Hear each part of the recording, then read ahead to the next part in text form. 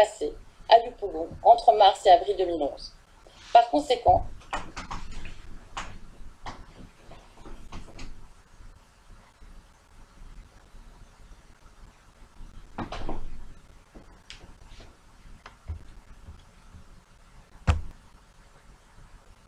bien organisés, se sont attaqués à la population civile de Yopougon en mars 2011. Et dans les jours précédant l'arrestation du président Gbagbo, les exactions des rebelles à l'encontre des civils se sont multipliées. Et au lendemain de l'arrestation du président Gbagbo, le 12... Je tiens à vous avertir, certaines images que nous allons voir sont difficiles.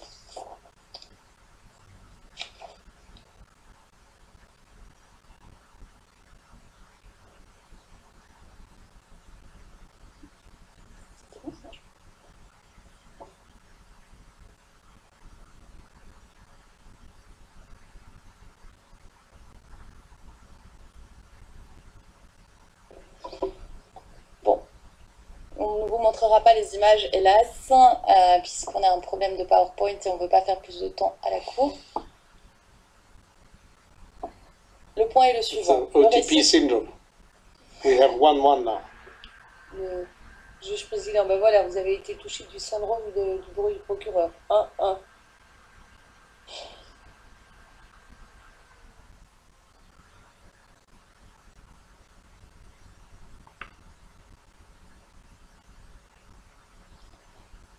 Mais le point est le suivant. Le récit du procureur n'a aucun sens. Ceux qui commettaient des crimes à Yopougon, après la chute du président Gbagbo, étaient les forces rebelles qui visaient à installer leur chef, venus du Nord, dans leur nouveau fief. Et nous le démontrerons.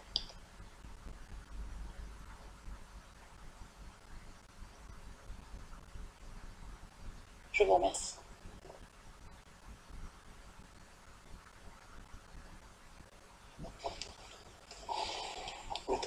Monsieur le Président, la dernière présentation sera effectuée par le professeur Jacobs.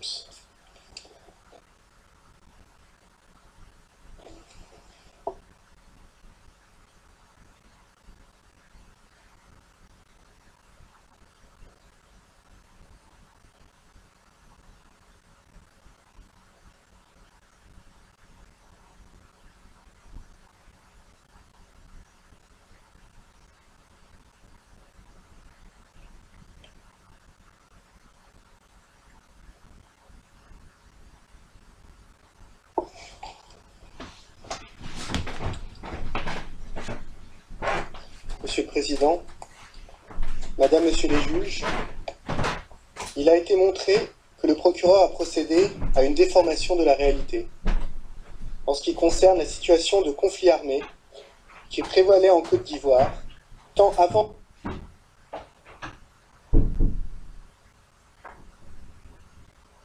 les élections de 2010 que pendant la crise post-électorale. Ayant amputé la Côte d'Ivoire d'une partie de son histoire récente, c'est tout naturellement que le procureur fait de même concernant la responsabilité individuelle de Laurent Gbagbo. Cette partie de l'histoire de la Côte d'Ivoire oubliée par le procureur est pourtant fondamentale, nous l'avons vu, pour comprendre ce qui s'est réellement passé pendant la crise post-électorale. Et cette partie oubliée de l'histoire de la Côte d'Ivoire sera comme un membre fantôme tout au long du procès que l'on sera tenté de gratter sans qu'il ne soit présent.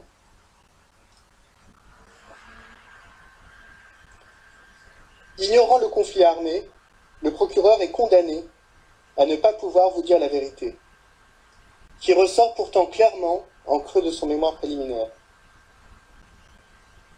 Celle d'un appareil d'État qui prend les mesures nécessaires pour répondre à une situation de guerre civile. Le procureur évoque des réunions, des décisions, des ordres, qui sont tout à fait normaux dans un tel cadre. En clair, la vérité est celle d'un président à la tête d'un État, mettant en œuvre les moyens légitimes, légaux et constitutionnels de cet État pour répondre à une rébellion et à une invasion étrangère, s'attaquant aux forces de l'ordre, à l'armée et à la population civile. Refusant de voir la réalité du conflit armé, le procureur est contraint de vendre une autre histoire, manichéenne et forcément biaisée, du contexte des violences post-électorales et du rôle de Laurent Gbagbo. Cette histoire est un nuage de fumée sémantique qui vise à masquer la vérité et dont le point de départ est un hypothétique plan commun qui est lui-même construit sur du vent. Pour le procureur, ce plan commun doit bien avoir des auteurs. Interviennent donc Laurent Gbagbo et un nébuleux entourage immédiat. Ces soi-disant concepteurs du plan commun ont bien dû le mettre en œuvre. C'est ainsi que les FDS, la police et la gendarmerie, symboles de l'État ivoirien, deviennent tout à coup des forces pro-Gbagbo, dirigées par une structure parallèle, qui, tout comme l'entourage immédiat, n'a pas plus de consistance. Pour le procureur, tout se fait dans l'ombre, caché, de manière parallèle et occulte. Quelle aubaine pour le procureur, car il a là l'excuse parfaite pour expliquer son absence d'éléments probants solides. Comme toute bonne théorie conspirationniste, l'absence de preuves devient la preuve de la conspiration.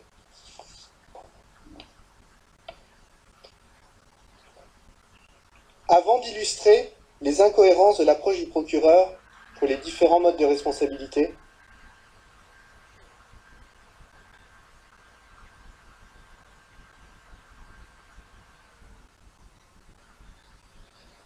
il convient de noter l'accumulation successive des modes de responsabilité invoqués par le procureur, passant d'un seul mode de responsabilité en 2012 à 4 modes aujourd'hui, sans que l'on ait jamais compris la logique suivie. En définitive, l'approche du procureur, loin de toute rigueur juridique,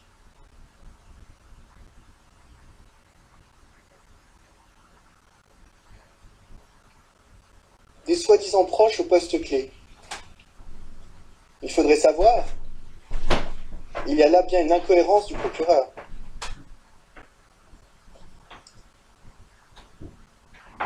L'argumentation du procureur concernant la période 2010 et 2011 n'est pas plus convaincante. Concernant les auteurs du plan commun, il est difficile de comprendre exactement ce qu'argumente le procureur. Le procureur déroule dans son mémoire préliminaire une longue litanie de noms de personnes faisant supposément partie de cet entourage immédiat et qui auraient partagé le même plan commun que Laurent Gbagbo. Étant donné le nombre important de personnes que le procureur cite comme faisant partie de cet entourage, vous imaginez bien qu'il n'a pas pris la peine d'explorer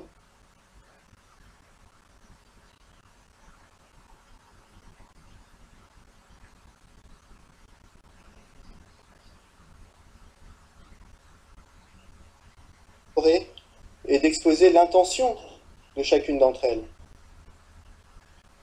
Il s'agit là donc d'une affirmation sans fondement.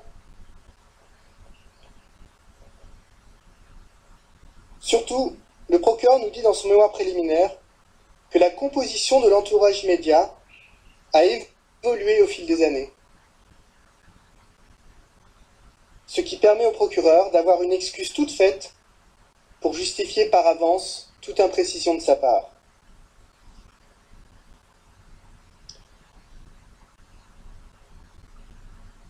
L'approche imprécise du procureur est illustrée par les organigrammes de la structure officielle et de la structure parallèle qu'il présente en annexe de son mémoire préliminaire. Nous aurons l'occasion lors du procès de montrer que la présentation de la structure officielle est fausse et que la structure parallèle n'existe que dans l'esprit du procureur.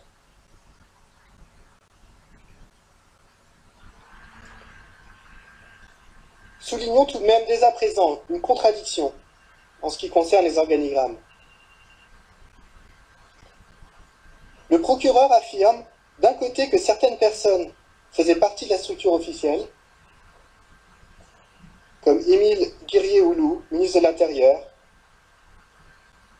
Alain Degou, ministre de la Défense, Philippe Mangou, état-major des armées, Firmin Detto-Letto, commandant des forces terrestres, Édouard Kessaraté, le commandant de la gendarmerie, Simon Brédoux, directeur de la police nationale, que ces personnes faisaient partie de l'entourage immédiat, pour vous affirmer 5 minutes après qu'une structure parallèle avait été mise en place pour les contourner.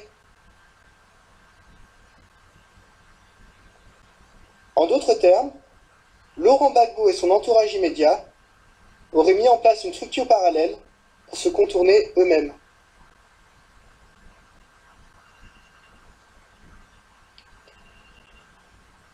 Concernant les réunions qui auraient eu lieu pendant la crise post-électorale, il existe des failles évidentes dans l'argumentation du procureur. Premièrement, le procureur fait grand cas des registres qui auraient été retrouvés dans la résidence présidentielle. Pourtant, leur authenticité est douteuse. Le procureur a en effet attendu septembre 2014 pour collecter ces registres dits originaux, alors même que la résidence présidentielle avait été pillée le 11 avril 2011, et que dans les heures ayant suivi la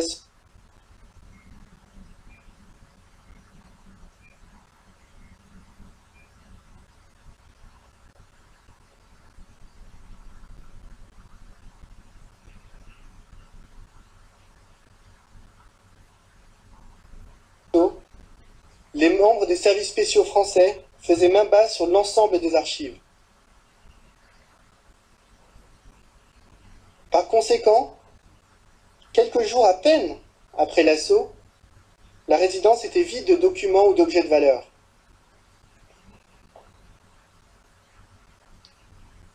Le procureur n'a pas démontré l'authenticité de ces documents, ils doivent donc être écartés.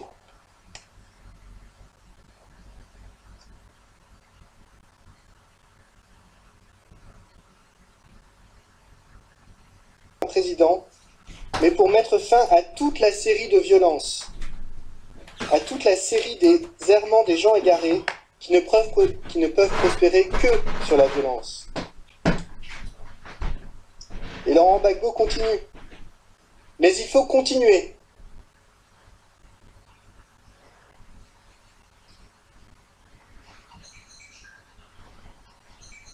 La guerre, le serpent n'est pas encore mort. Il est bien évident que Laurent Gbagbo ici appelle à la fin des violences, par les urnes, contre ceux qui ont plongé la Côte d'Ivoire dans la crise pendant 10 ans.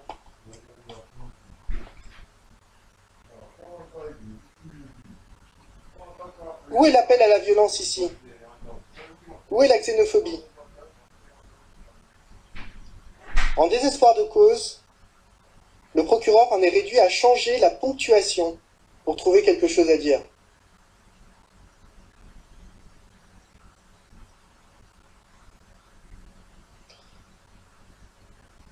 En effet, je répète, Laurent Gbagbo dit « Il faut continuer, point.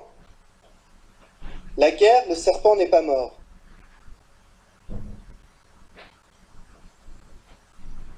Pour Laurent Gbagbo, c'est donc la guerre qui est le serpent. Et le procureur, dans son mémoire préliminaire, transforme ça, fait disparaître le point, en disant « il faut continuer la guerre, point, le serpent n'est pas mort », faisant passer Laurent Gbagbo d'un homme de paix à un homme de guerre, et sous-entendant qu'il parlerait d'Alassane Ouattara comme... Ce n'est pas un procédé que l'on attend d'un procureur de la Cour pénale internationale. Sachant que les transcrits divulgués par le procureur de ce discours ont le point au bon endroit. Et que dire ?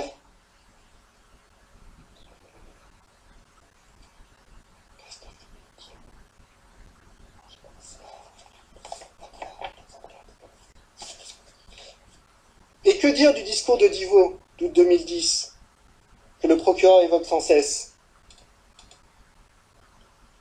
Ce discours prononcé devant des officiers de police portait sur les raisons de l'installation d'une compagnie républicaine et de sécurité à Divot. Laurent Gbagbo, comme tout homme politique, se félicitait et tentait de tirer bénéfice de l'installation d'une unité de maintien de l'ordre dans une région où les voleurs de cacao sont nombreux à la période des récoltes.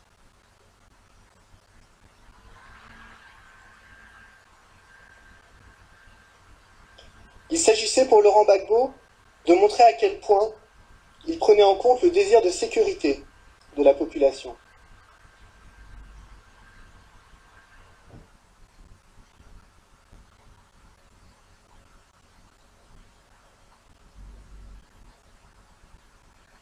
Transformer ce discours en une mise en garde sinistre contre des opposants politiques est là encore peu sérieux. Et c'est surtout absurde. Alors que le premier ministre du gouvernement Gbagbo était Guillaume Soro. Ces ministres, en partie d'anciens rebelles. Et que c'est le président Gbagbo lui-même qui avait décidé de tenir les élections.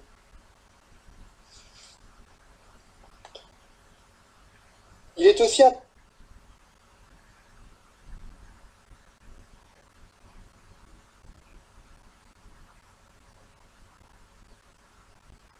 intéressant de noter que les généraux de l'armée ivoirienne présents le 7 août 2010 étaient pour certains originaires du nord du pays, et que se trouvaient parmi eux des membres des forces rebelles.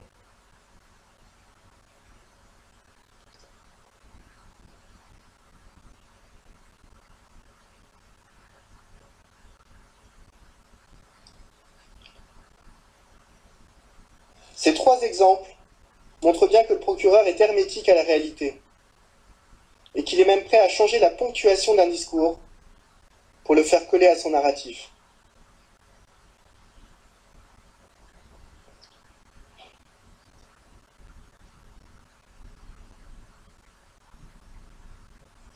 Deux derniers points sur les discours. Premièrement,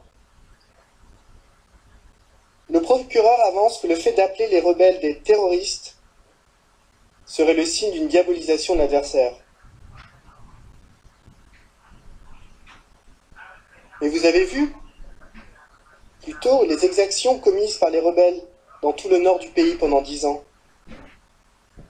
et à Abidjan pendant la crise post-électorale. En quoi serait-il déraisonnable d'utiliser le terme de terroriste dans un tel contexte?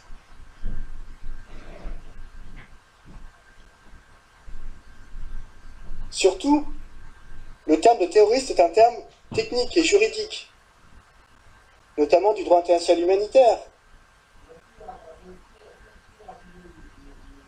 Le premier protocole additionnel aux conventions de Genève, en son article 51.2, indique, et je cite, que sont interdits les actes ou menaces de violence dont le but principal est de répandre la terreur parmi les populations civiles. Comment décrire autrement les actes des rebelles, comme à Douékoué en mars 2011?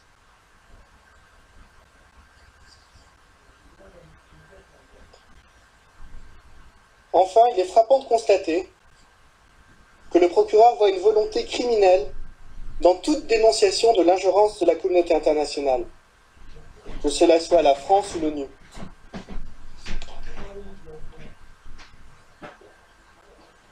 Or, ce n'est pas un crime de critiquer la France et les Nations Unies. Surtout quand on connaît leur rôle avant et pendant la crise.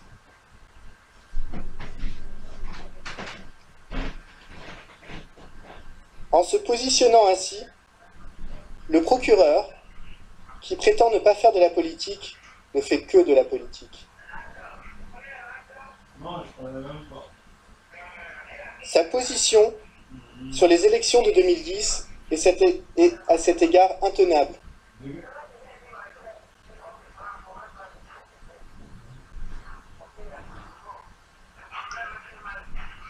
La première phrase prononcée en audience le 28 janvier 2016 par le procureur était la suivante, je cite, « Que les choses soient bien claires dès le départ, cette affaire ne s'agit pas de déterminer qui a gagné les élections de 2010. »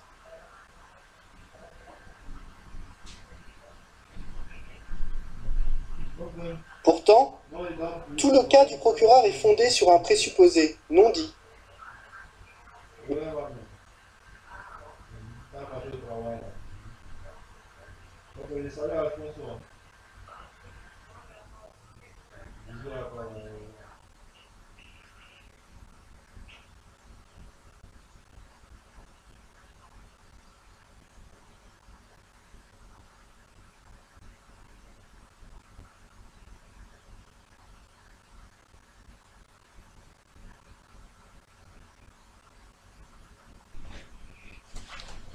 La démonstration du procureur, ici encore, manque de substance et ne permet pas d'établir une telle responsabilité.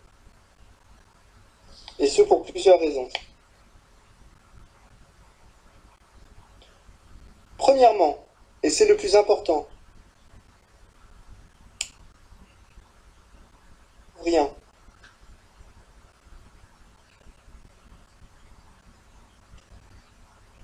Jamais il ne prend la peine de présenter laisserait entendre que tout débordement de la police ne serait pas puni. Pourtant, dans l'extrait que le procureur a lui-même montré en audience, il est indiqué qu'en cas de problème, ce sont les juges qui décideront.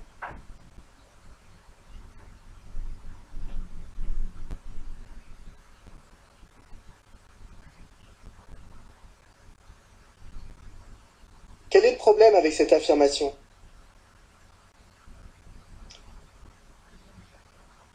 Dernier exemple des approximations du procureur, il invoque la responsabilité de Laurent Gbagbo sous le mode de responsabilité du supérieur hiérarchique pour les événements allégués s'étant produits à Yopougon le 12 avril 2011.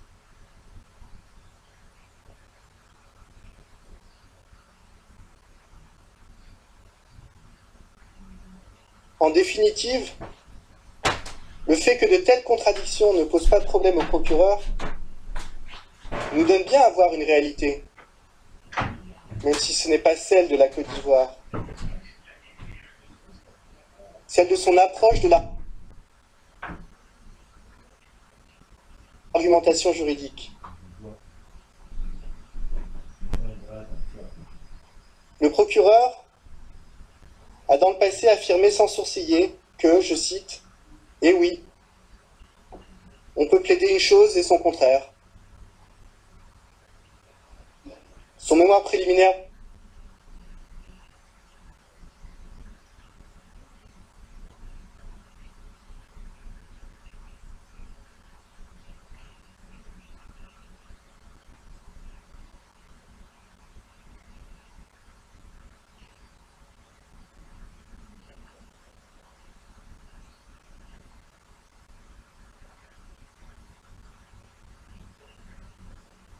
prouve qu'il est sur ce point, au moins, fidèle à sa parole. Je vous remercie, Monsieur le Président. Thank you very much. Le Président, merci beaucoup. Maître Jacob, Maître Altit. France a terminé son discours d'ouverture. Thank you very much, Maître Altid. Merci beaucoup, Maître Altit. Il est évident que je ne vais pas maintenant donner la parole à la défense de M. Blé-Goudet, mais néanmoins, j'aimerais, pour des raisons administratives, vous demander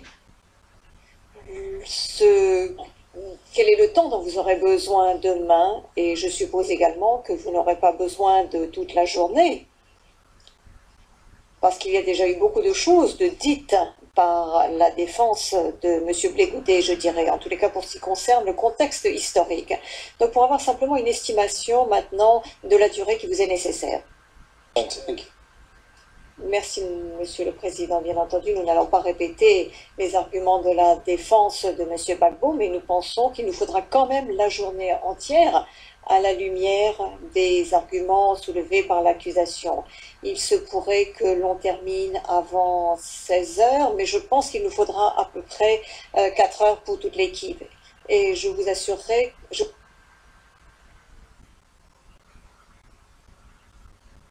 vous assure que nous ne répéterons pas les arguments. Nous écouterons demain avec beaucoup d'attention. J'ai reçu un message disant que le procureur souhaiterait intervenir très brièvement.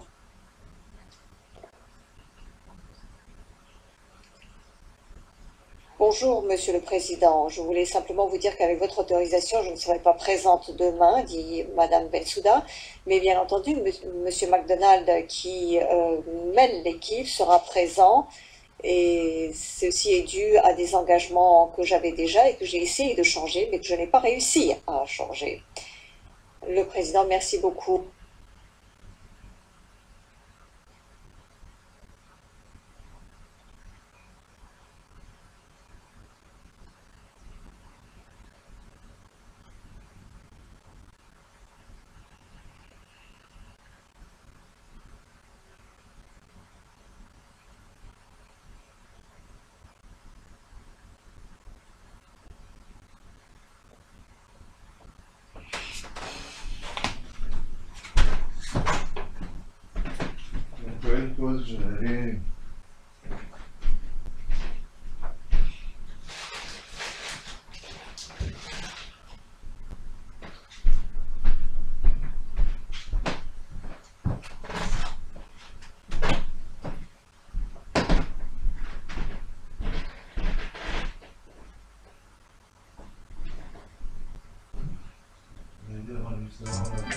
Every